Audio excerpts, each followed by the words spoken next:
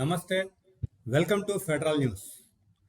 ఇప్పుడు బనకచర్ల రెండు రాష్ట్రాల మధ్య, ఆంధ్రప్రదేశ్ తెలంగాణల మధ్య ఒక వివాదంగా మారిన నేపథ్యంలో ఆంధ్రప్రదేశ్ ప్రభుత్వం దానికి బనకచర్ల ప్రాజెక్టుకి ఆ ట్రిబ్యునల్కి సంబంధం లేదు, దానిని అసలు గోదావరి వాటర్ని కృష్ణానదిలోనే అసలు మేము కలపకుండా పెన్నా నదిలో కలుపుతాము అనే ఒక ప్రపోజల్ నివేదికను కూడా రెడీ చేసి కేంద్రానికి ఈరోజు పంపడానికి సిద్ధం చేసింది.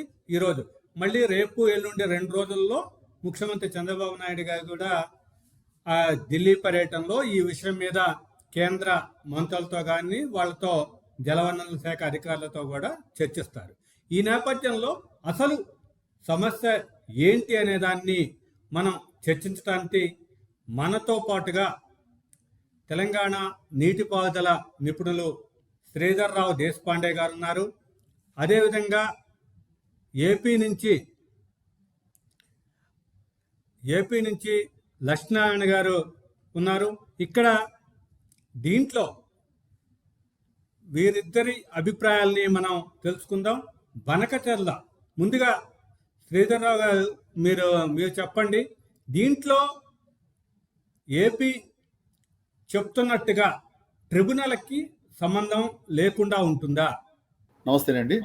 ఇప్పుడు మీరు అడిగిన ప్రశ్నకు సంబంధించిన వార్త నిన్న నేను కూడా వార్తాపత్రికల్లో చూసినాను, దినపత్రికల్లో. గోదావరి ట్రిబ్యునల్ కి లేదా కృష్ణా ట్రిబ్యునల్ కి ఈ ప్రాజెక్ట్ కు సంబంధం లేదనే మాట వాళ్ళు మాట్లాడుతున్నారు. దానికి అనుగుణంగానే వాళ్ళు రిప్లైస్ తయారు చేస్తున్నట్టుగా మనకు తెలుస్తున్నది. అయితే మనము ఈ ప్రాజెక్ట్ కు సంబంధించిన ప్రీ ఫీజిబిలిటీ రిపోర్ట్ కనుక చదివితే గోదావరి నీళ్లు పోలవరం నుంచి కృష్ణా నదిలోకి వస్తున్నాయి. రావడమే కాదు, కృష్ణా ప్రాజెక్టులకు సంబంధించిన కొత్త ఆయకట్టు 7.5 లక్షల ఎకరాలు దాంట్లో మనది పార్ట్స్ గా ఉన్నది. తర్వాత బనకచెర్లకు వెళ్ళిన తర్వాత రాయలసీమ ప్రాజెక్టులకి స్థిరీకరణ ఉన్నది. 22 లక్షల ఎకరాల స్థిరీకరణ ఉన్నది. కాబట్టి కృష్ణాకు వచ్చిన తర్వాత కృష్ణా ప్రాజెక్టు వాడుకోవడం అనేది ఈ ప్రాజెక్ట్ లో కొత్త ఆయకట్టు సృష్టించడం అనేది ఈ ప్రాజెక్ట్ లో ఒక భాగంగా ఉన్నది. కాబట్టి ఈ అంశాలన్నింటినీ కూడా కేంద్ర సంస్థలన్నీ కూలంకషంగా మదింపు చేసినాయి. నా దగ్గర 4 కేంద్ర సంస్థల రిమార్క్స్ నా దగ్గర ఉన్నాయండి. ఫస్ట్ మనం క్రోనాలజికల్ ఆర్డర్ లో మనం కనుక చూస్తే ఈఎస్సి అంటే minister of environment and forest వాళ్ళ ఎక్స్పర్ట్ అడ్వైజరీ కమిటీ, ఇది 17వ తేదీ నాడు 17/6/2025 నాడు ఈ ప్రాజెక్ట్ సంబంధించిన ప్రీ ఫిజిబిలిటీ రిపోర్ట్ మీద టీఆర్ ఇష్యూ చేయొచ్చా లేదా అనే విషయం మీద వాళ్ళు చర్చ చేశారు. చర్చ చేసి వాళ్ళు చాలా స్పష్టంగా వాళ్ళు ఏం వ్యాఖ్యానం చేశారంటే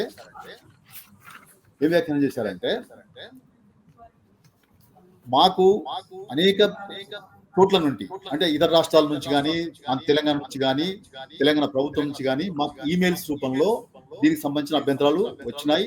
ఇవన్నీ కూడా ఆంధ్రప్రదేశ్ విభజన చట్టాన్ని, తర్వాత గోదావరి ట్రిబ్యునల్ అవార్డుని ఉల్లంఘిస్తూ ఈ ప్రాజెక్టు రిపోర్ట్ తయారు చేశారు. కాబట్టి తప్పనిసరిగా వీటిని పరిగణలోకి తీసుకోవాలి అనే విషయాన్ని వాళ్ళు చాలా స్పష్టంగా దీంట్లో రాశారు. నేను ఒక్క వాక్యం వల్ల చదివి వినిపిస్తాను. Furthermore, the ESC noted that several representations have been received via email alleging that the proposed scheme may be in violation of Godavari Water Dispute Tribunal Award 1980.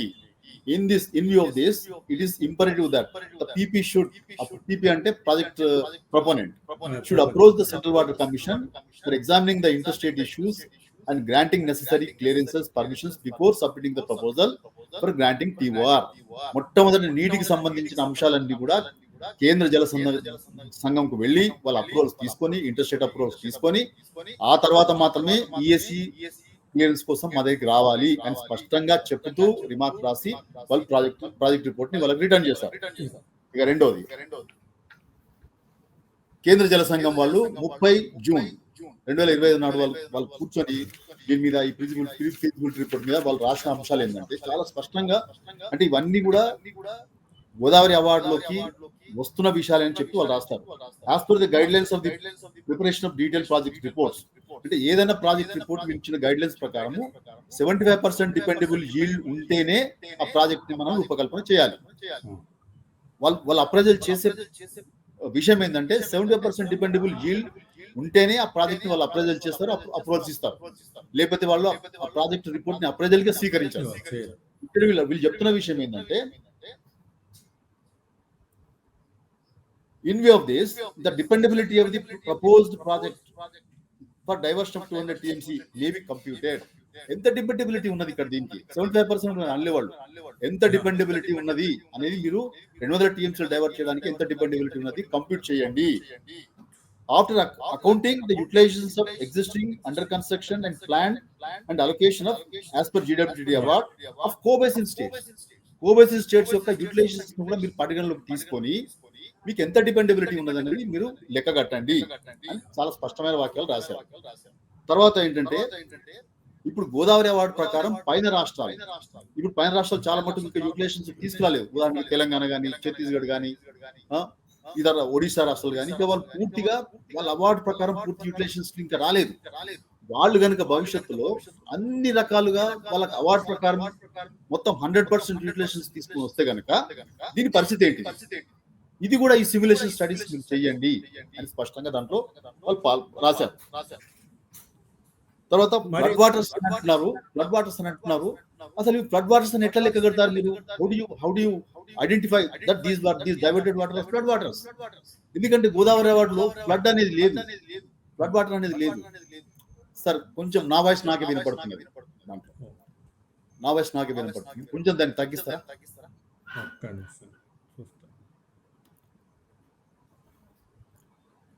Godavari అవార్డులో ఎటువంటి పదజాలం వాడిందంటే ఆల్ వాటర్స్ అనే పదం వాడారు. కృష్ణాలో వాడున్నట్టు నికర జలాలు లేదా ఫ్లడ్ వాటర్స్ అనే concept Godavari అవార్డులో లేదు. Remaining waters, all remaining waters అనేవారు. పైన ఒక పాయింట్ ఎగువన ఉన్న all waters belongs to Maharashtra అన్నారు, దాని కింద all remaining waters to Andhra Pradesh. ఈ రకమైన పరిభాషతోటి రాష్ట్రాల మధ్య ఒప్పందాలు జరిగినాయి. ఆ ఒప్పందాలని మనం గోదావరి అవార్డుగా బచావత్ గారు కంపైల్ చేసి చట్టబద్ధత కల్పించి వాటిని అవార్డు రూపంలో ఇచ్చాడు.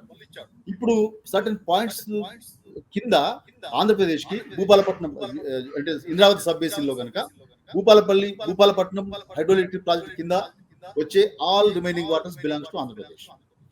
అట్లనే ఇచ్చంపల్లి సైట్ కింద ఉన్న నీళ్ళని all waters belongs to Andhra Pradesh.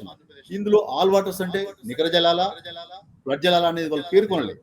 కాబట్టి ఇప్పుడు మీరు 200 TMC తరలిస్తున్నది నికర జలాల, వర జలాలు అనేది ఎట్లా తెలుస్తారు, ఎట్లా కంప్యూట్ చేస్తారు? When all the riparian states use their share of waters 100%.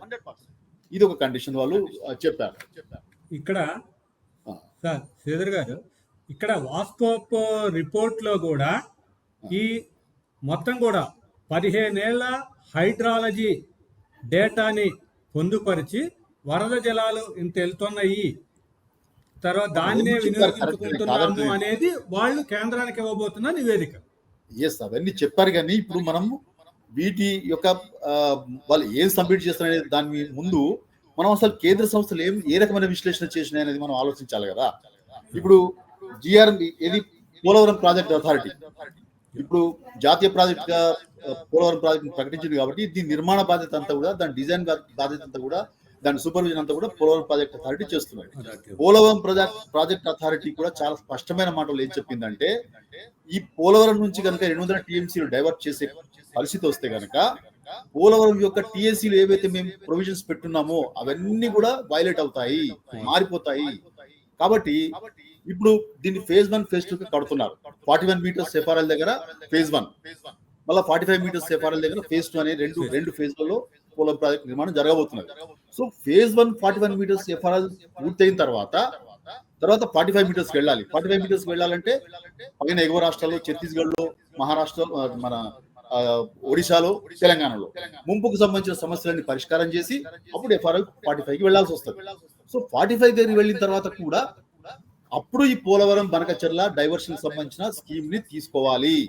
అంతవరకు దాకా ఈ ప్రాజెక్టు పోలవరం నుంచి చేపట్టడానికి వీల్లేదు అనేది చాలా స్పష్టంగా వాళ్ళు రాయడమే కాదు, అసలు ఈ పోలవరం యొక్క డైవర్షన్స్ కారణంగా అనేక మార్పులు చేర్పులు జరుగుతున్నాయి. కాబట్టి 2009లో ఏదైతే TSC అప్రూవల్స్ ఇచ్చిందో ఆ టీఎస్సీ అప్రూవల్స్ అనేక మార్పులు చేర్పులు జరుగుతున్నాయి కాబట్టి మీరు కొత్తగా పోలవరం ప్రాజెక్టు యొక్క డిపిఆర్ ని సమర్పించి మళ్ళా టీఎస్సీ అప్రూవల్ తీసుకోండి. దీనికి అన్ని రైపీరియన్ స్టేట్స్ యొక్క అనుమతి పొందవలసిన అవసరం ఉంటది అనేది పిపిఏ గారి అభిప్రాయం. ఇదే రకమైన అభిప్రాయాలతోటి గోదావరి బోర్డు కూడా అదే రకమైన అభిప్రాయాలతోటి రాసింది. గోదావరి బోర్డు ఇంకా స్పష్టంగా ఏం చెప్పిందంటే తప్పకుండా గోదావరి అవార్డులో ఏదైతే ఒప్పందం జరిగిందో అనెక్సర్ సి మహారాష్ట్ర కర్ణాటక ఆంధ్రప్రదేశ్ మధ్య జరిగిన ఒప్పందంలో భాగంగా పోలవరం ప్రాజెక్టు డైవర్ట్ చేసే నీటిలో ఎగువ రాష్ట్రాలకి నాగార్జున సాగర్ ఎగువన వాడుకోవడానికి ఏదైతే ప్రొవిజన్స్ ఉన్నాయో ఆ ప్రొవిజన్స్ అన్ని కూడా దీంట్లో అప్లై అవుతాయి. అవి తప్పనిసరిగా పరిగణలోకి తీసుకోవాల్సిన అవసరం ఉందని చెప్పి గోదావరి బోర్డు కూడా ఈ అంశాల మీద స్పష్టంగా వ్యాఖ్యానాలు చేసింది. సో ఇప్పుడు 4 సంస్థల వ్యాఖ్యానాలు రిమార్క్స్ మనం చూసిన తర్వాత ఇప్పుడు ఆంధ్రప్రదేశ్ ప్రభుత్వం వీటిని రిమార్క్స్ ఎట్లా అటెండ్ చేస్తున్నది ఆసక్తిదాయకమైన విషయం. వాళ్ళు ఏం చెప్తారనేది చూసేదాకా మనకు విషయం మీద అర్థం కాదు. కాబట్టి ఇప్పుడు నేను ప్రాథమికంగా చెప్పదలుచుకున్న విషయం ఏంటంటే వీళ్ళు ప్రీ ఫీజిబిలిటీ రిపోర్ట్ ని చాలా కూలంకషంగా అధ్యయనం చేసిన తర్వాతనే ఇవన్నీ వాళ్ళు రిమార్క్స్ రాసి పంపించారనేది మనం గమనించాలి. ఓకే లక్ష్మీనారాయణ గారు, ఇక్కడ శ్రీధర్ గారు దేశపాండే గారు చెప్పింది మీరు అంటే ఇక్కడ డిపిఆర్ పోలవరం డిపిఆర్ మళ్ళీ తిరగరాయాల్సిన పరిస్థితి, పంపాల్సిన పరిస్థితి ఏర్పడుతుంది. ఇది రాష్ట్రానికి ఉన్న ప్రత్యేకమైన అడ్డంకి అనేది ఆయన మాటల్లో ఉంది. కాబట్టి దీంట్లో మీ ఉద్దేశం ఏంటి? అసలు బనకచెర్ల వల్ల ఉపయోగం ఉందా లేదా? ఆలోచన పొంద వేదిక ప్రతినిధిగా మీరు చెప్పే విషయం ఏంటి? కృష్ణకుమార్ గారు, మీకు దేశపాండే గారు, ప్రేక్షకులకు నమస్తే.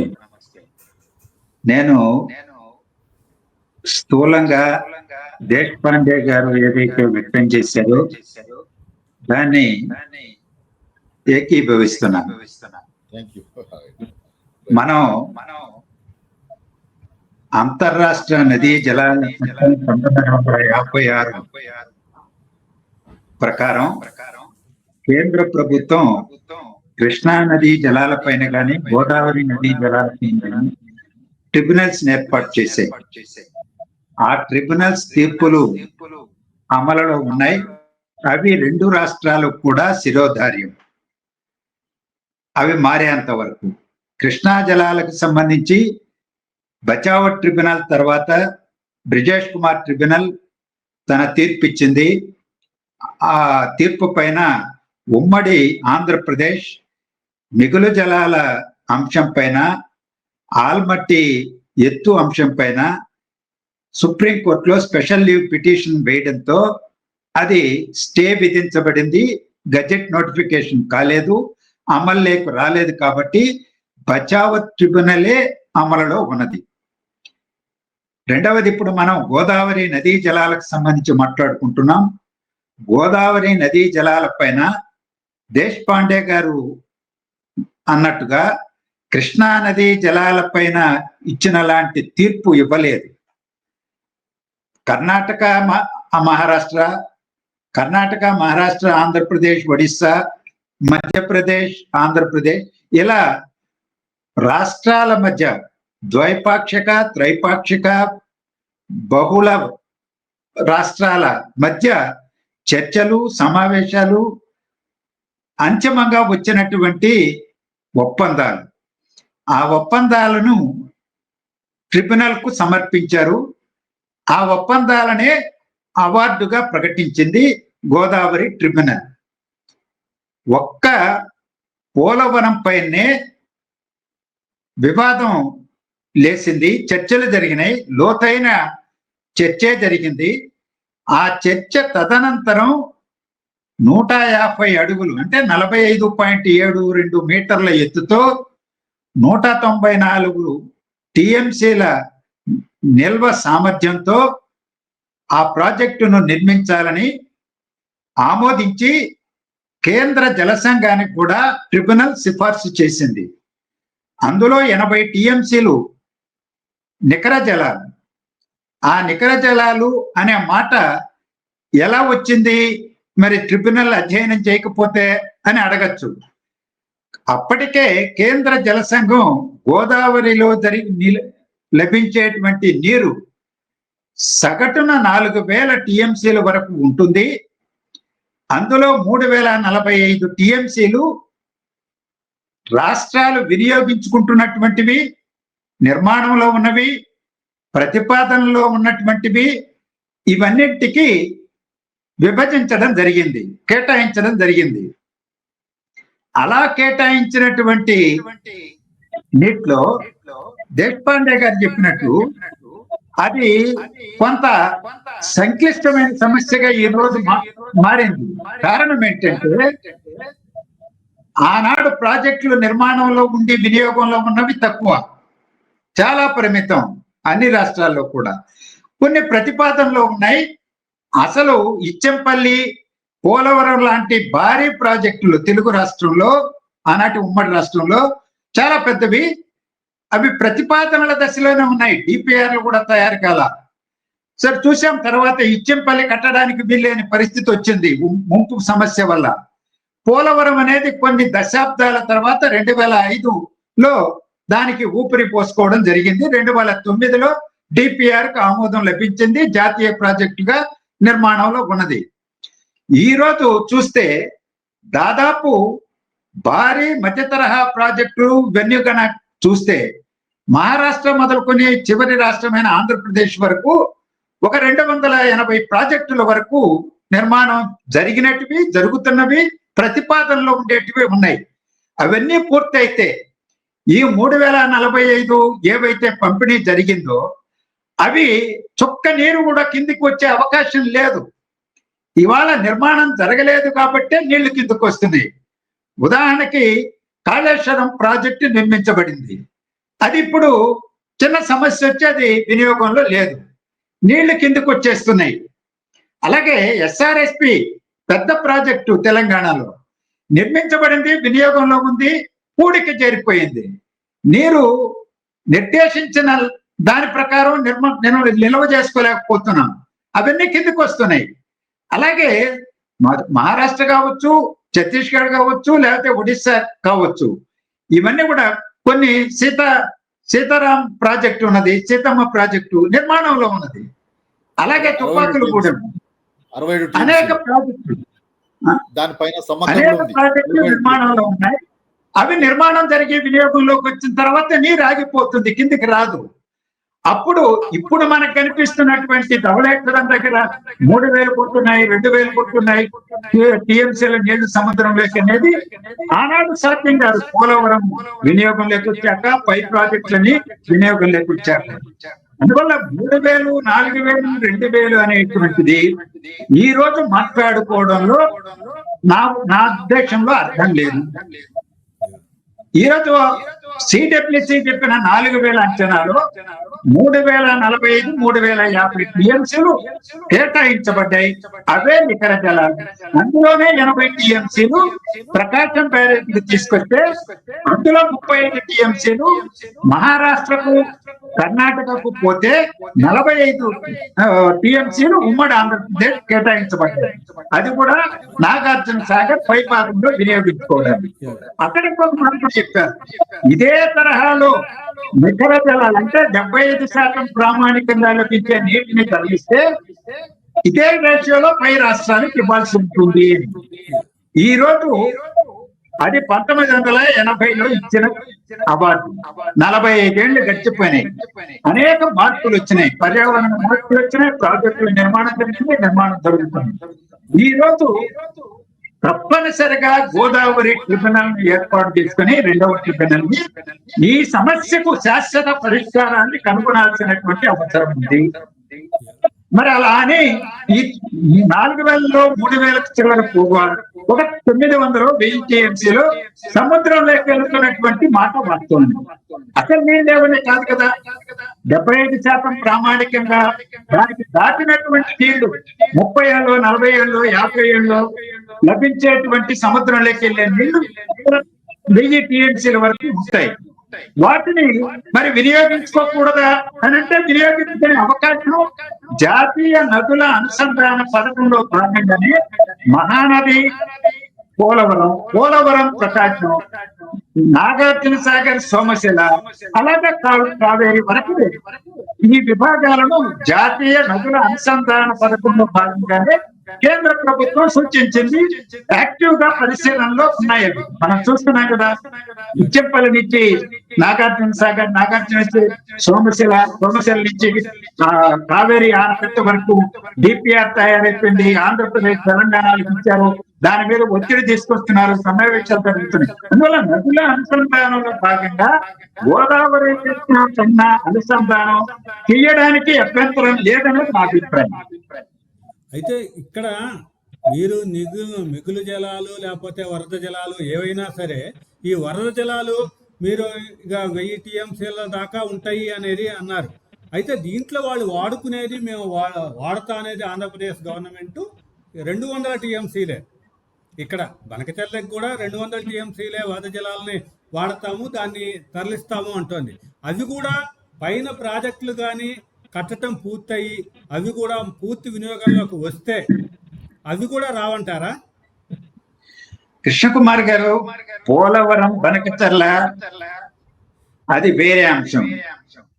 దాన్ని తెలంగాణ మేధావులు కావచ్చు, ఇంజనీర్లు కావచ్చు, రాజకీయ పార్టీలు, ప్రభుత్వం కావచ్చు, వాళ్ళ కోణం నుంచి వాళ్ళు వ్యతిరేకిస్తున్నారు. కానీ మేము ఆంధ్రప్రదేశ్ లో ఆలోచనాపరణ వేదిక ఆధ్వర్యంలో మేము కూడా ఇంకొక కోణం నుంచి వ్యతిరేకిస్తున్నాం. మా కోణం వేరు, నీళ్లు లేవనేటువంటి కోణం నుంచి మేము వ్యతిరేకించడం కాదు. మేమేం చెప్తున్నామంటే పోలవరం నుంచి సోమశిల నదుల అనుసంధానంలో అవకాశం ఉంది, దాన్ని నిర్మించండి, కానీ ప్రకాశం బ్యారేజీకి తీసుకురావద్దు. ఎందుకు తీసుకురావద్దు అంటున్నాము? బుడమేరు వరద మనం గత ఏడాది చూసాం. ఆ బుడమేరు డైవర్షన్ తినాలంటే ఈ పోలవరం ఎక్స్టెన్షన్ ప్రకాశం బ్యారేజీ గత ఏడాదే అక్కడ దండబడి పైన కృష్ణాలో వరద వచ్చింది. అలాగే ఇక్కడ బుడమేరుకు ఫ్లాష్ ఫ్లడ్ వచ్చింది, అది తెగిపోయింది. ఇలాంటి ప్రమాదాలు మళ్ళా ఒకవైపున బుడమేరు డైవర్షన్ కెనాల్ ప్రకాశం బ్యారేజీకే నీరు తీసుకొస్తుంది. వరద కాలువ కూడా పోలవరం బనకచెర్లది ప్రకాశం బ్యారేజీకి తీసుకొస్తుంది. ప్రకాశం బ్యారేజీలో నీటి నిల్వ సామర్థ్యం 3 టీఎంసీలు. అక్కడ 2 టీఎంసీలు ఎప్పుడు బీటీపీఎస్ కోసం నిల్వ ఉంచుతారు, 1 టీఎంసీ గ్యాప్ ఉంటుంది.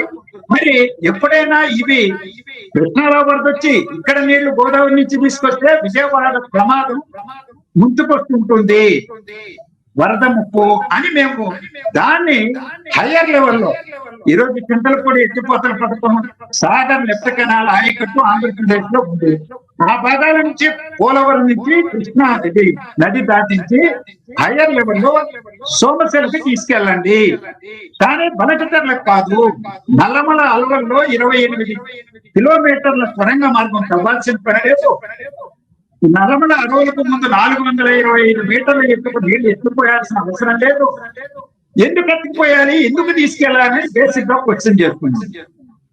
ఎందుకు గంగకి, గాలేరు నగరికి, ఎస్ఆర్బిసికి, వీటికన్నింటికి శ్రీశైలం నుంచి నీళ్లు 16-17 కిలోమీటర్ల దూరం నుంచి గ్రావిటీ మీద నీటిని ఇవ్వడానికి అన్ని మరుగుదొడ్ల సదుపాయాలు నిర్మించబడి నీళ్లు తరలించబడుతున్నటువంటి పూర్వరంగంలో పోలవరం 40 మీటర్ల ఎత్తు నుంచి అంత ఎత్తు వరకు ఎత్తిపోయాల్సిన అవసరం ఎందుకు? 4000 మెగావాట్ల విద్యుత్ ఎందుకు? 82,000 కోట్ల రూపాయలు ఇప్పుడే అంచనా ప్రకారం ఖర్చు పెట్టడం ఎందుకు? సొరంగ మార్గాన్ని తవ్వడం ఎందుకు? ఇది వృధా, ఇది సరికాదు, లోపభూయిష్టమైన పథకం ఇది అని నేను చెప్తున్నా. ఒక్క మాట చెప్పి ముగిస్తాను. ఎందుకంటే ఎస్ఆర్బిసికి పాండే గారికి తెలుసు, 19 టీఎంసీలు నికర జలాలతో కేంద్ర జనసంఘం అనుమతితో వరల్డ్ బ్యాంక్ నిధులతో కట్టుకున్న 1,90,000 ఎకరాల సాగులలో ఉంది. మరి దానికి స్థిరీకరణ కోసమని గోదావరి వరద జలాలు ఎందుకు? రెండవది, తెలుగు గంగకి 29 టీఎంసీల మిగులు జలాలతో ఉమ్మడి రాష్ట్రం నిర్మించింది, 85% పూర్తయింది. విజయ్ కుమార్ ట్రిబ్యునల్ సగటు ప్రవాహ అంచు కింద 25 టీఎంసీలు కేటాయించింది. ఇక మనది గాలేరు నగరి. గాలేరు నగరి 38 టీఎంసీల మిగులు జలాలతో నిర్మాణంలో ఉన్నది. ఇప్పటికి ఒక 30-35% పూర్తయింది. రిజర్వాయర్ మాత్రమే నిర్మాణం జరిగింది. 35 కిలోమీటర్ల ప్రధాన కాలువే నిర్మాణం జరిగింది. 334 కిలోమీటర్ల ప్రధాన కాలువ నగరి వరకు తవ్వాలి. అందువల్ల ఇంకా పూర్తి గల.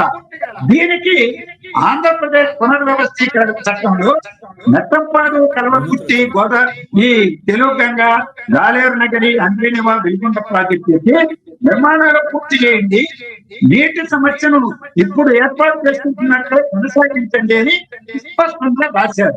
అంటే ఒక రకంగా చట్టబద్ధత వచ్చింది. సిడబ్ల్యూసి పర్మిషన్ లేదు వాటికి, నికర జలాలు కాదు కాబట్టి, మిగులు జలాలు కాబట్టి పర్యావరణ అటవీ శాఖల అనుమతులతో నిర్మించుకుంటున్న 6 ప్రాజెక్టులను.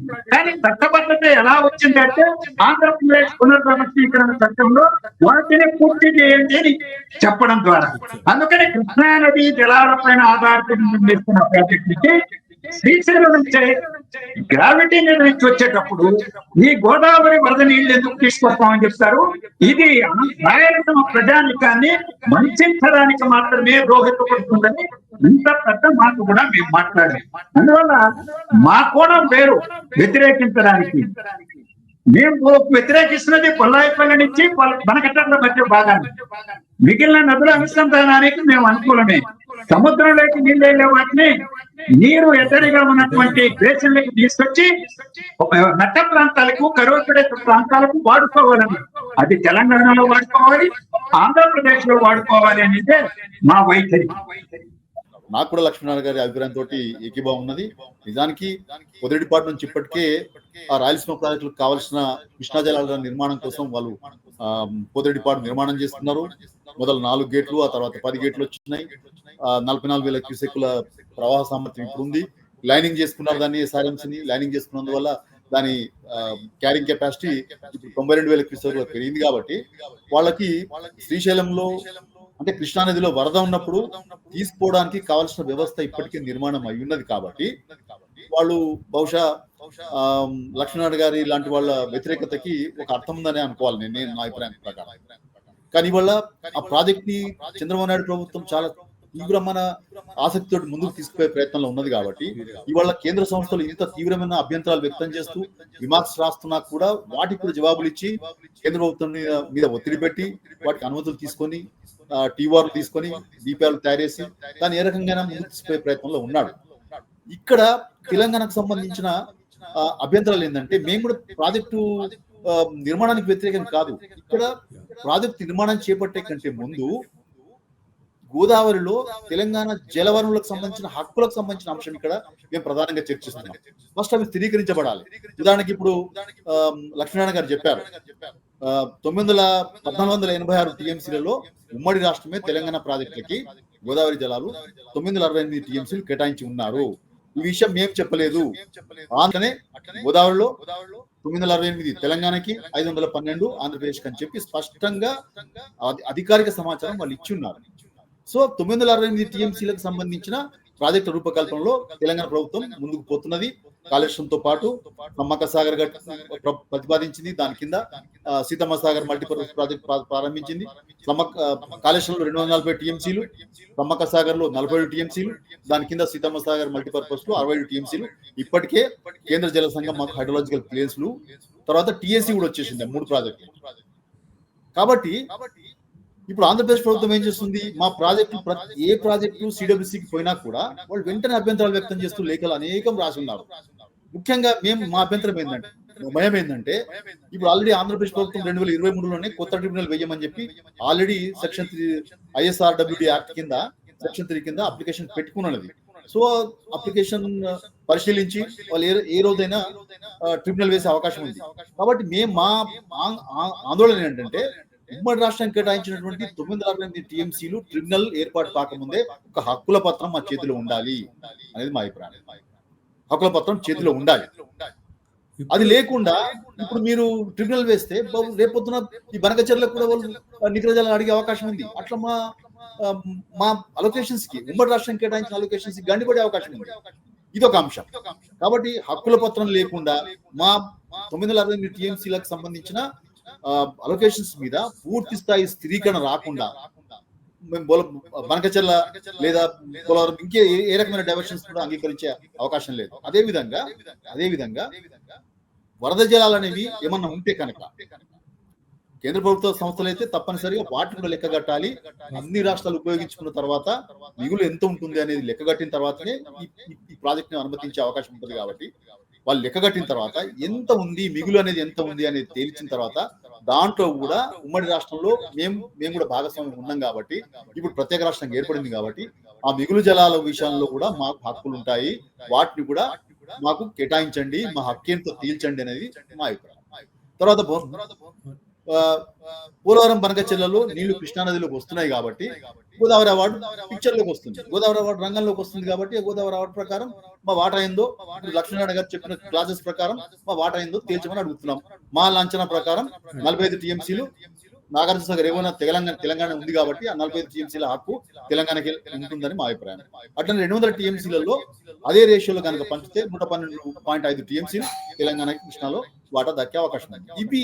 వీటికి సంబంధించిన అంశాల మీద చర్చ జరగాలనేది మేము కోరుకుంటాం తప్పితే ప్రాజెక్టు నిర్మాణం పట్ల వ్యతిరేకత లేదు. మాకు తెలుసు ఆ నీళ్ళని కిందికి పోయిన నీళ్ళని వెనక్కి తీసుకురాలేము, వాటిని ఆపలేము.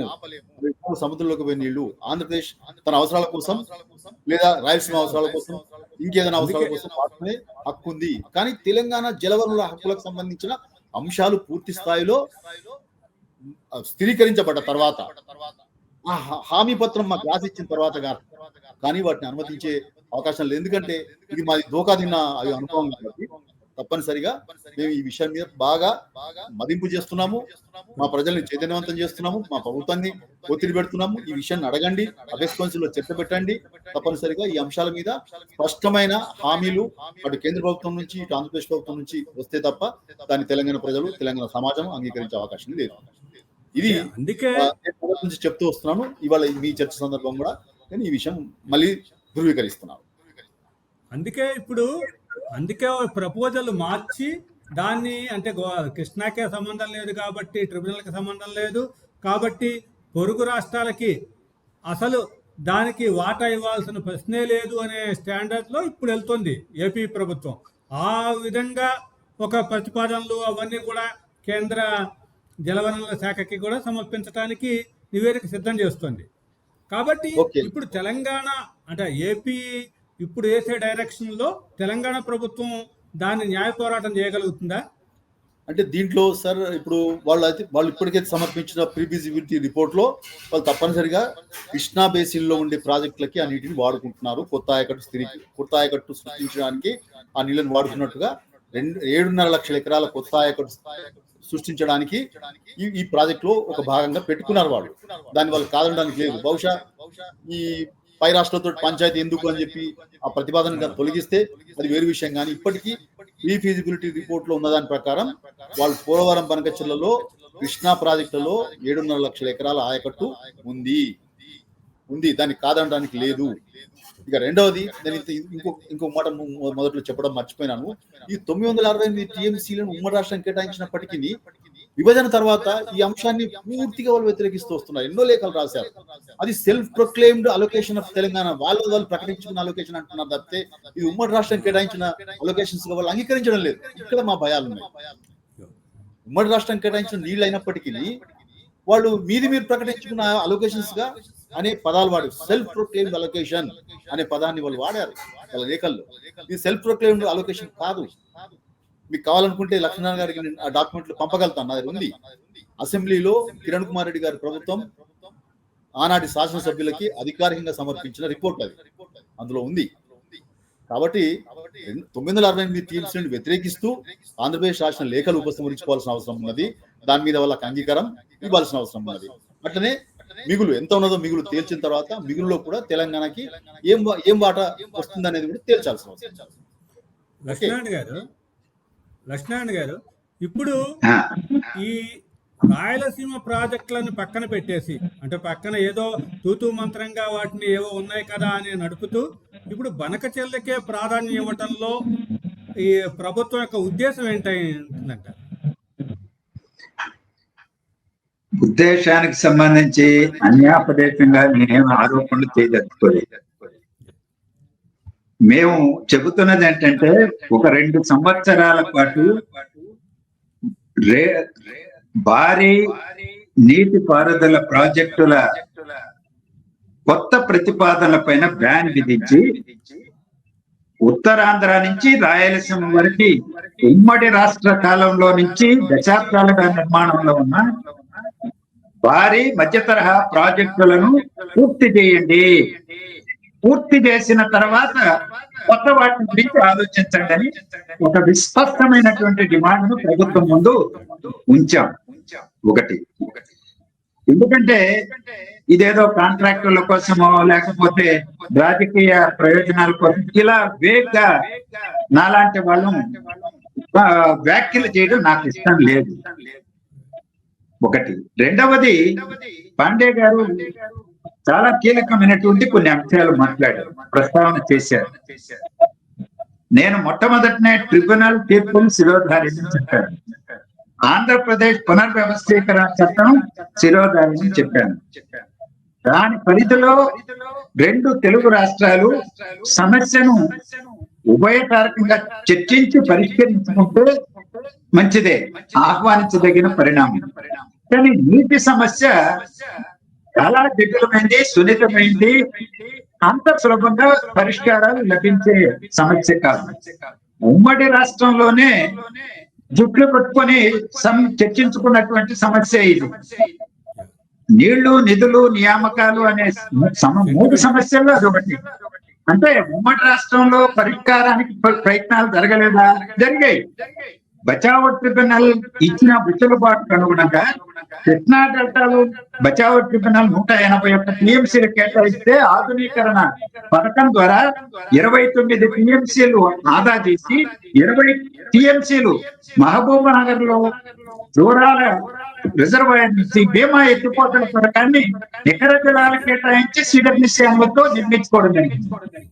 అలాగే 19 టీఎంసీల సర్దుబాటుతో అది పునరుత్పత్తి నీళ్లు 11 టీఎంసీలు, ఏసీ కెనాల ఆధునికరణ 8 టీఎంసీలు ఆదా 19 టీఎంసీలు చేసి ఎస్ఆర్బిసిని నిర్మించుకున్నాం. అలాగే హైదరాబాద్ నగరానికి మంచినీరు తాగడానికి కొన్ని సర్దుబాట్లతో పెంచుకోవడం జరిగింది. ఇలా సర్దుబాట్లతో కార్యక్రమాలు, కొన్ని సమస్యలు వెసులుబాటు కల్పించుకునే ప్రయత్నం జరిగింది. అలాగే ప్రాణహిత చేవళ్ళ లాంటి ప్రాజెక్టు, భారీ ప్రాజెక్టుల నిర్మాణం ద్వారా గోదావరి నీటిని వినియోగించుకోవడానికి, దుమ్మగూడెం నాగార్జున సాగర్ లింక్ కెనాల్ ను తీసుకురావడానికి ఉమ్మడి రాష్ట్ర కాలంలోనే ప్రయత్నాలు జరిగినాయి, స్కీమ్స్ తయారైనాయి, అమలు చేయడానికి కూడా పూనుకున్నారు. అందువల్ల ఏ ప్రయత్నమో ఆనాడు జరగలేదని కాదు, అయినా నీటి సమస్య చాలా జటిలమైంది, పరిష్కారం కాలేదు. ఈ రోజు పాండే గారు చెప్పినట్టు 900 చిల్లర తెలంగాణ, మిగిలినటివి ఆంధ్ర, లేదా ఆంధ్రప్రదేశ్ చెప్పినట్టు 812 తెలంగాణకే, 668 టీఎంసీలు ఆంధ్రప్రదేశ్ ఉన్నాయి అని ఉత్తరాల మీద ఉత్తరాలు, ఎవరి క్లెయిమ్స్ వాళ్ళకున్నాయి.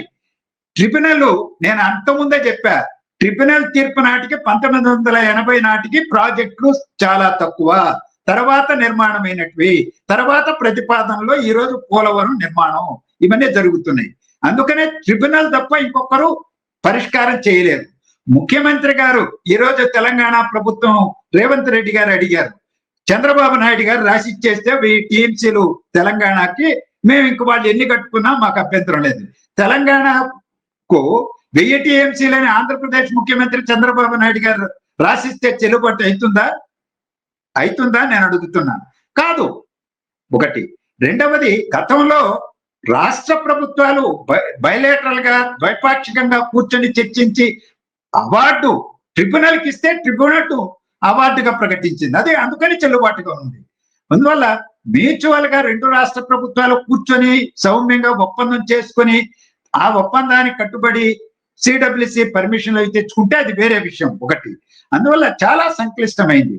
రెండవది, నేను పాండేజీ గారికి కూడా నేను విజ్ఞప్తి చేసేది ఏంటంటే, మనం ఆంధ్రప్రదేశ్లో అయినా తెలంగాణలో అయినా లేదా మహారాష్ట్ర నుంచి మొదలుకొని అన్ని రాష్ట్రాలలో ప్రాజెక్టుల నిర్మాణానికి, భారీ మధ్యతరగతి ప్రాజెక్టులకి కేంద్ర జల సంఘం అనుమతితోనే నిర్మించుకోవడం జరుగుతుంది. ఆ అనుమతి ఎన్ని ప్రాజెక్టులకు ఉన్నది, ఎన్ని టీఎంసీలకు ఉన్నది అనేది ఇవాళ ఆన్లైన్ ఆధునిక యుగంలో టెక్నాలజీ యుగంలో బతుకుతున్నాం. ఒక గంటలో సిడబ్ల్యూఎస్ దగ్గర ఉన్న డేటాను తీసుకోవచ్చు. ఏ ఏ రాష్ట్రంలో ఏ ఏ ప్రాజెక్టుకు ఎన్ని టీఎంసీలు అనుమతితో కేంద్ర జల సంఘం నిర్మాణానికి అనుమతించింది.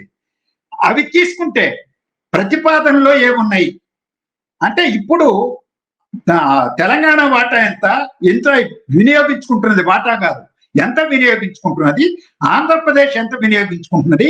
నిర్మాణంలో ఉన్న ప్రాజెక్టులకి 2021లో కేంద్ర జలశక్తి మంత్రిత్వ శాఖ గజెట్ నోటిఫికేషన్ ఇచ్చింది.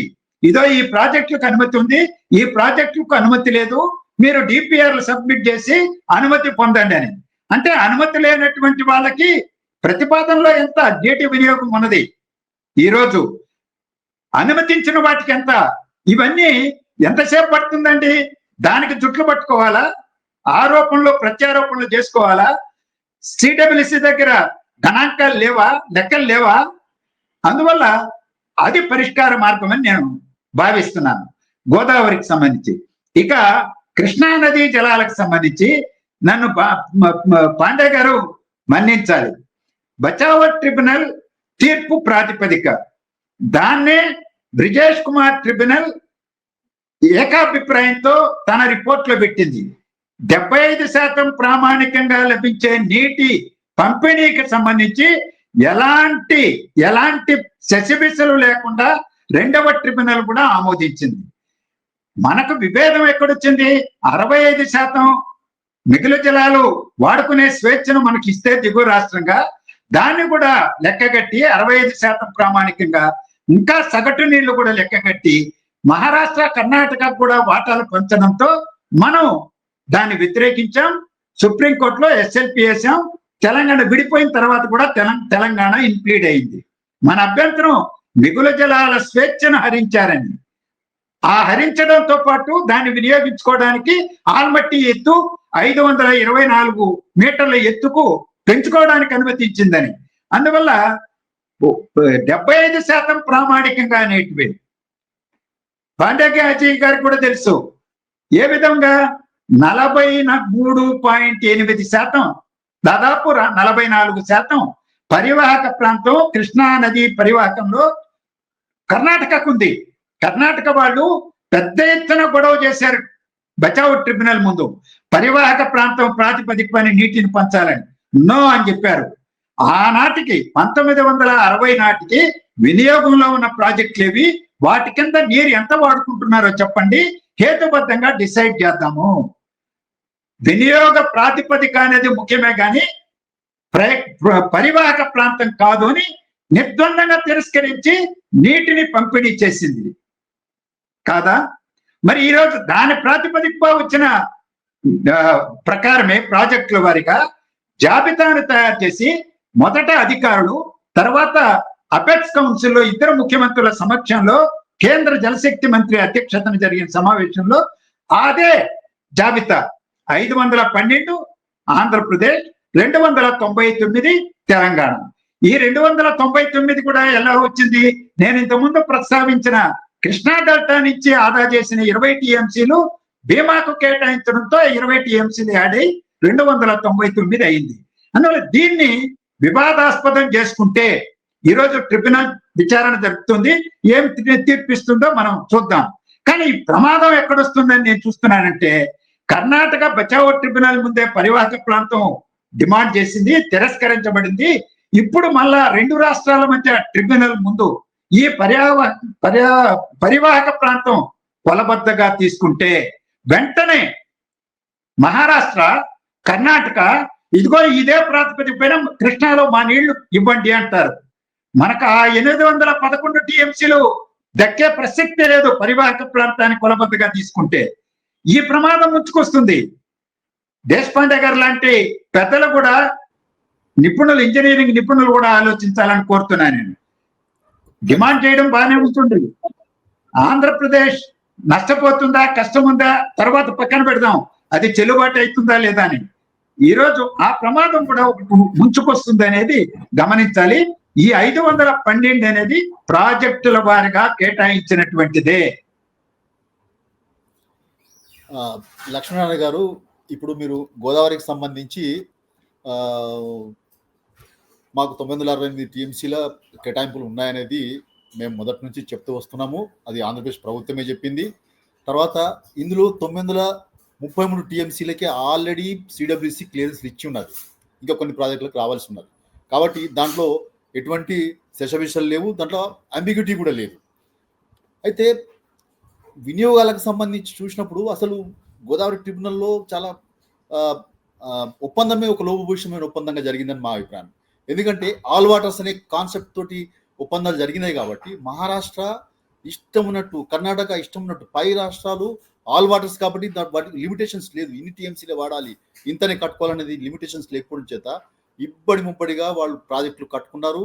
వాళ్ళు ఇంకా కట్టుకున్నది ఏంటంటే బ్రిడ్జ్ కమ్ చెక్ డ్యామ్లు కట్టారు. వాళ్ళు బ్రిడ్జ్ పేరు మీద శాంక్షన్ చేస్తారు, చెక్ డ్యామ్ కట్టుకుంటారు, అక్కడ నీళ్ళు ఆగుతాయి. రైతులు అక్కడ నుంచి రెండు వైపుల నుంచి లిఫ్ట్ చేసుకొని, మోటార్లు పెట్టుకుని లిఫ్ట్ చేసుకొని, అట్లా వందల సంఖ్యలో కర్ణాటక మంజీరా నది దోచిపడేసింది. ఇటు మహారాష్ట్ర పైన ఎగువన ఇష్టం ఉన్నట్టు ప్రాజెక్టులు, తర్వాత కేటీవీఆర్స్ అంటారు వాటిని, ఆ కేటీవీఆర్స్ని బ్రిడ్జ్ కమ్ కేటీవీఆర్స్ కట్టుకొని అట్లా వాళ్ళు నీటి ప్రవాహాలు ఆపేశారు. పెన్గంగా సబ్ బేసిన్ అదే అయిపోయింది, వార్దాలో అదే రకంగా జరిగింది. ఇట్లా మహారాష్ట్ర పూర్తి స్థాయిలో ఆల్ వాటర్స్ అనే కాన్సెప్ట్ని విపరీతంగా దుర్వినియోగం చేసి వాళ్ళు ఇష్టమైన ప్రాజెక్ట్ కట్టుకోవడం చేత ఇప్పుడు శ్రీరామ్ సాగర్కి అసలు ప్రవాహాలే రావడం లేదు. మా అనుభవం ప్రకారం గత 40 ఏళ్లుగా ప్రతి 3 సంవత్సరాలకు ఒకసారి కరువు వస్తున్నది. మాకు 190 టీఎంసీల వినియోగంతో ఆ ప్రాజెక్టు కడితే మాకు సంవత్సరానికి 50 నుంచి 60 టీఎంసీల కంటే మించి రావడం లేదు. అక్కడ యావరేజ్గా చూస్తే కొన్నిసార్లు వరద వచ్చినప్పుడు నీళ్లు కిందికి వెళ్ళిపోతాయి, కానీ మహారాష్ట్ర నుంచి మాకు వచ్చే నీళ్లు 50 నుంచి 60 టీఎంసీలకు మించి ప్రతి సంవత్సరం రావడం లేదు. ఇటువంటి స్థితిలో కింద గోదావరిలోనే, అంటే లోయర్ గోదావరిలోనే మాత్రమే, అంటే ప్రాణహిత, ఇంద్రావతి, శబరి కలిసిన తర్వాత మాత్రమే మనకు గోదావరిలో ప్రవాహాలు అందుబాటులో ఉంటాయి అనేది మన అందరికి తెలిసిన విషయం. ఎగువ గోదావరిలో అన్ని కూడా, గోదావరి సబ్ బేసిన్స్ అన్ని కూడా ఎగ్జాస్ట్ అయిపోయినాయి. మహారాష్ట్ర, కర్ణాటక పూర్తిగా ప్రాజెక్టు కట్టేసుకున్నారు కాబట్టి అక్కడ నుంచి నీళ్ళు రావడం లేదు. ఇంకా నీళ్ళన్నీ వచ్చేటివి కదా ప్రాణహిత నుంచి, ఇంద్రావతి నుంచి, తర్వాత శబరి నుంచి వస్తున్నాయి. ఈ ఇక్కడ అవైలబుల్ ఉన్న నీళ్ళని తెలంగాణ వాడుకోదలుచుకున్నది. ఎందుకంటే పైన వినియోగంలో లేవు నీళ్లు, ప్రాజెక్టులు కట్టుకున్నా కూడా అక్కడ నీళ్లు వస్తలేవు. కాబట్టి పైనుంచి మేము కింద నుంచి పైకి తీసుకోవాల్సిన అగత్యం మాకు ఏర్పడింది. కాబట్టి కాళేశ్వరం ప్రాజెక్ట్ని, ఆ తర్వాత దేవాదుల కోసం సమ్మక్క ప్రాజెక్ట్ని, తర్వాత కింద ఖమ్మం జిల్లా కోసం సీతమ్మ సాగర్ ప్రాజెక్ట్ని నిర్మాణం చేసుకోవాల్సి వచ్చింది. అక్కడ కూడా ఒక పెద్ద బ్యారేజ్ కట్టుకొని అక్కడ 36 టీఎంసీల బ్యారేజ్ స్టోరేజ్ తోటి ఆ రకంగా ప్రాజెక్ట్ రూపకల్పన చేస్తున్నాం. మాకు ఏవైతే 968 టీఎంసీల జలాల కేటాయింపులు ఉన్నాయో వాటిని సంపూర్ణంగా వినియోగించుకోవడానికి ప్రాజెక్టుల రూపకల్పన జరిగింది. సో ఇది గోదావరిలో మనకు ఎటువంటి అంబిగ్యూటీ లేదు. కృష్ణాలో మీరు అన్నట్టు మీరు చెప్తున్న సిద్ధాంతం ప్రకారం వినియోగాల ప్రకారమే బచావత్తు, ఆ తర్వాత ట్రిబ్యునల్ కూడా వాటిని స్థిరీకరణ చేసిన మాట వాస్తవమే. కానీ ఇప్పుడు ప్రపంచవ్యాప్తంగా డిస్కోర్సెస్లో చాలా మార్పులు వచ్చినాయి. ఆ విషయం మీ గమనంలో ఉన్నాయో లేవో నాకు తెలియదు. ఇప్పుడు ఉదాహరణకి ఈజిప్టు నైలు నది ఉందండి. నైలు నదిలో మొదటి వినియోగం చేసుకున్న ఈజిప్టు పూర్తి స్థాయిలో నైలు నదిని వినియోగించుకుంటున్నది, ప్రయోజనాలు పొందుతున్నది. కానీ దానిపైన ఉన్న 5-6 దేశాలు, వాళ్ళు కూడా దాన్ని కాంట్రిబ్యూట్ చేసే దేశాలు అవి, వాళ్ళు కొట్లాడుతున్నారు. మీరు మొదటి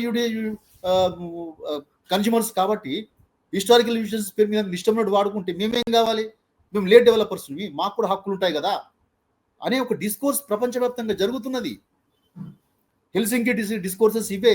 ఇటువంటి ఈక్విటబుల్ షేర్ అనేది రావాలని చెప్పి, ఎర్లీ డెవలపర్స్ మా హక్కులు మాకు ఉండాలి అని అంటే లేట్ డెవలపర్స్ ఏం కావాలి? మరి ఇప్పుడు తెలంగాణ లాంటి లేట్ డెవలపర్స్ ఏం కావాలి? ఇప్పుడు మాకు ట్రిబ్యునల్స్ ముందర వాదించడానికి మాకు అవకాశం లేకుండే, ఎందుకంటే రాష్ట్రాలు మాత్రమే ట్రిబ్యునల్లో పార్టిసిపేట్ చేస్తాయి. కాబట్టి ఆంధ్రప్రదేశ్ రాష్ట్రం మా కన్స్టిట్యూషన్ పట్టించుకోలే.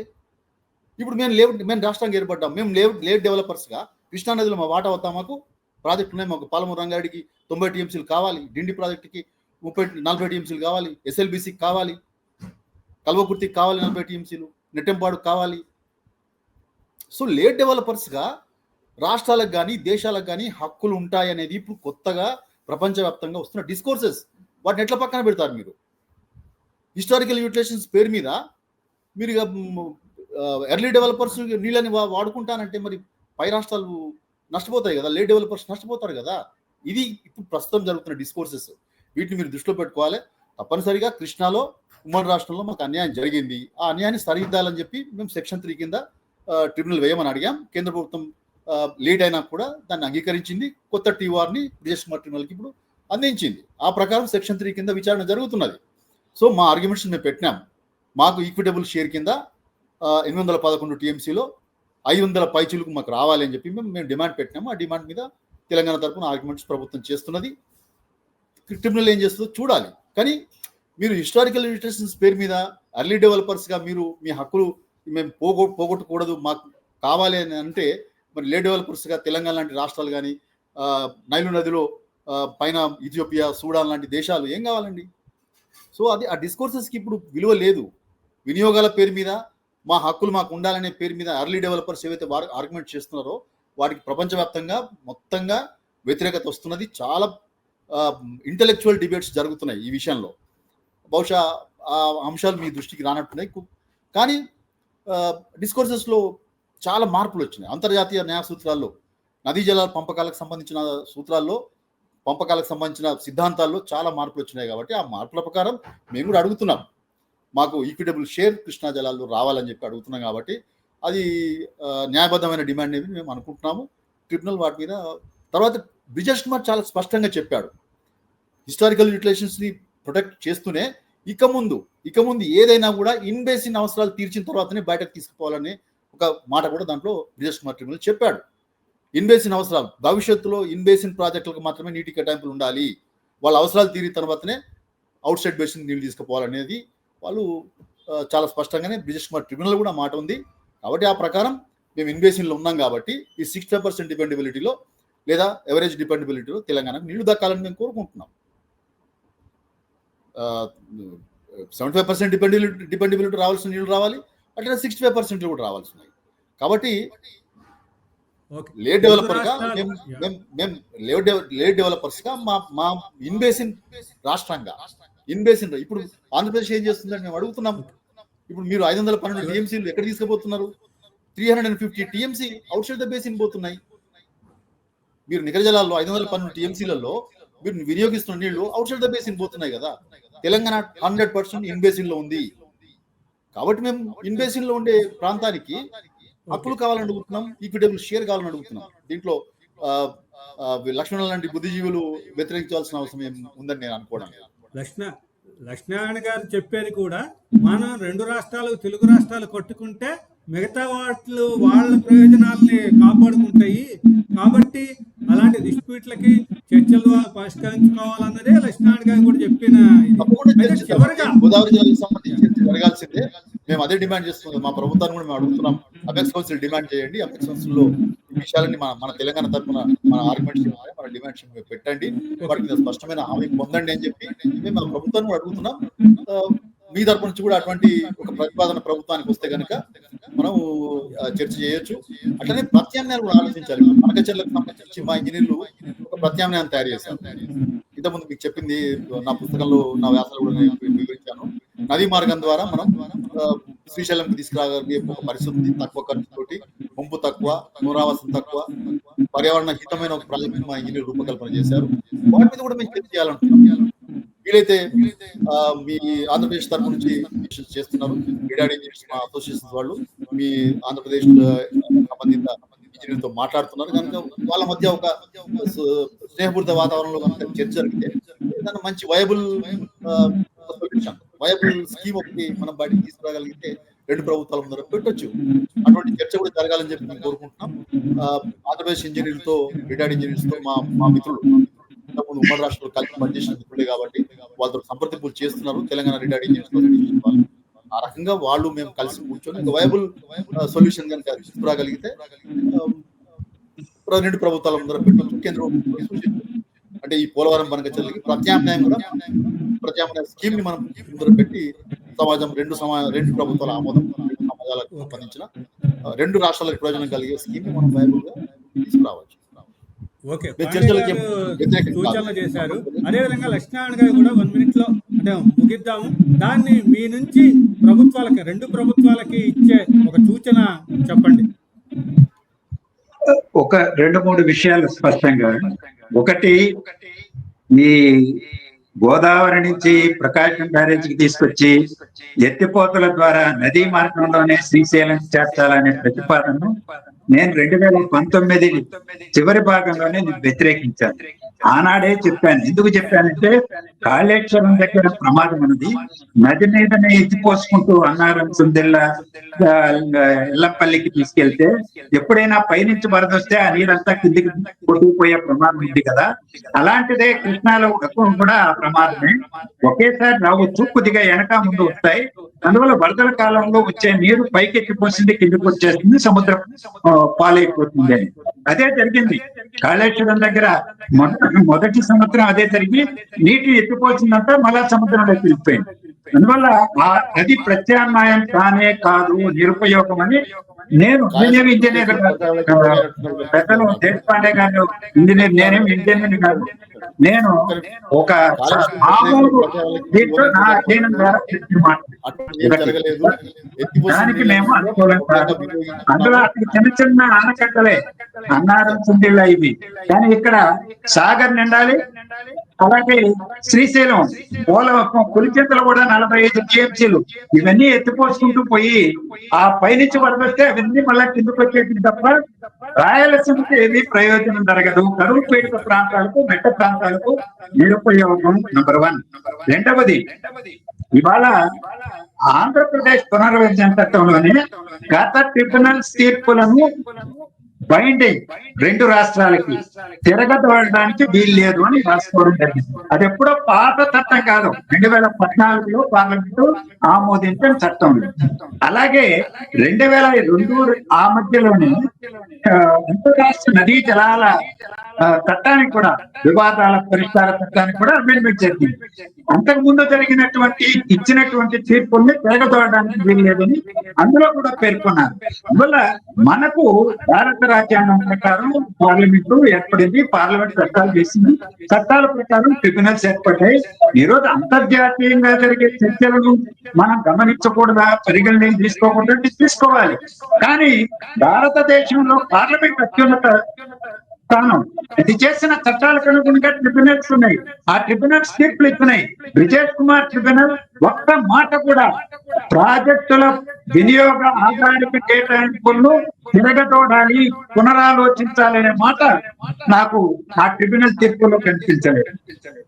అంటే ఏంటి, దాన్ని ఎండార్స్ చేసింది. ఎండార్స్ చేస్తూ ఇతరుల అవసరాలు కూడా ఉన్నాయి కాబట్టి మిగులు జలాలను నేను 65% ప్రామాణికంగా అంచనా వేస్తున్నాను, సగటు అంచనా వేస్తున్నాను. వాటిని జస్టిఫై చేసుకోవడానికి ఆ మాట అన్నమాట వాడుతున్నాను. కానీ 75% ప్రామాణికంగా లభించే నీటి కేటాయింపులను వాటిని తిరగతోడాలనే మాట ఎక్కడా లేదు. ఐఎమ్ సారీ పాండేజీ గారు, అంగీకరిస్తారని ఒకటే మాట లక్ష్మీనారాయణ గారు చెప్తే తిరగదోడని మేము కూడా అంటలేము. 811 టీఎంసీ అనేవి ప్రాజెక్ట్ వైజ్ అలొకేషన్స్ కావు. విజయ్ కుమార్ అంత బచావత్ కానీ ట్రిబ్యునల్ విజయ్ చెప్పింది ఏంటంటే ఎన్ బ్లాక్ అలొకేషన్స్ అని, గంపగుత్త అలొకేషన్స్. ఆ రాష్ట్రాలు అన్నిటినీ ఎక్కడైనా వాళ్ళకు అనుకూలంగా ఏ విధంగా వాడుకునే స్వేచ్ఛ వాళ్ళకి ఇచ్చారు. ఎన్ బ్లాక్ అలొకేషన్స్ తో మేము మాకు అడుగుతున్నాము. ఇది ప్రాజెక్ట్ వైజ్ అలొకేషన్స్ కాదు. ఇది లక్ష్మీనారాయణ గారు మొదలు గమనించాలి. మీరు ఎవరినైనా అడగండి, ఇది en bloc allocation, not project wise allocation. మీరు చొరవ చేసి హైదరాబాద్ లో మీటింగ్ పెట్టండి, మనం రిపోర్ట్ కాపీలనే ముందేసుకొని మాట్లాడుతున్నాం.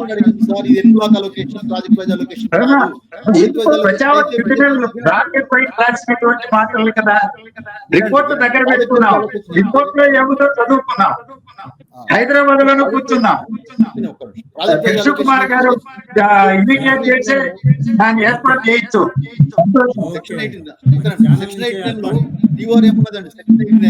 ప్రాజెక్ట్ వైజ్ అలొకేషన్ చేయమని చెప్పి రాశారు. ప్రాజెక్ట్ వైజ్ అలొకేషన్ ముందే జరిగితే మళ్ళీ సెక్షన్ 89 పాండే గారు మీరు ముందుకు వస్తే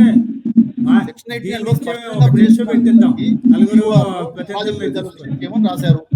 ఆల్రెడీ బచావత్ చేసి ఉంటే మళ్ళీ ఎందుకు వచ్చినట్టు? ఇప్పుడు రిపోర్టులో కృష్ణా డెల్టాకి ఎంత, నాగార్జున సాగర్ కి ఎంత, క్లెయిమ్స్ చాలా ఎక్కువ, కానీ అడిగినంత నీళ్లు ఇవ్వాల. శ్రీ కృష్ణా డెల్టాకి, నాగార్జున సాగర్ కి, కేసీ కెనాల్ కి లోతైన చర్చ జరిగింది. ఆ చర్చ తర్వాత 3 రాష్ట్రాలు 1971లో ప్రాజెక్టు వారిగా ఎంత కేటాయింపు అంగీకరిస్తూ 3 రాష్ట్రాలు సంతకాలు పెట్టి ట్రిబ్యునల్ పత్రాన్ని దాఖలు చేసిన దాని ఆధారంగానే కేటాయింపులు జరిగింది. అవకాశం లేదు. ఇప్పుడు మేము మాట్లాడుకుంటున్నాము, Thank you. ఒక రాష్ట్రానికి ఏర్పడ్డాము, మా వాదన వినిపిస్తున్నాము. ఎన్ బ్లాక్ అలొకేషన్స్ లో మాకు ఈ షేర్ కావాలి. బాధలు చెప్పడానికి సమస్యలు చెప్పడానికి నేను వ్యతిరేకం కాదు పాండే.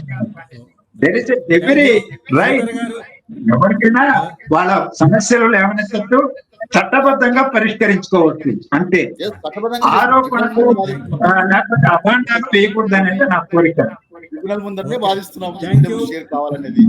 థ్యాంక్ యూ దేశపాండే గారు, లక్ష్మీనారాయణ గారు ఈ చర్చలో పాల్గొన్నారు. విలువైన సమాచారాన్ని మనం అందించగలిగాం. ఈ 2 ప్రభుత్వాలు కూడా ఈ విలువైన సూచనల్ని తీసుకొని ఒక సామరస్యపూర్వకంగా సమస్యలు పరిష్కరించుకోవాలనేది అయితే ఆశిద్దాం. Thank you.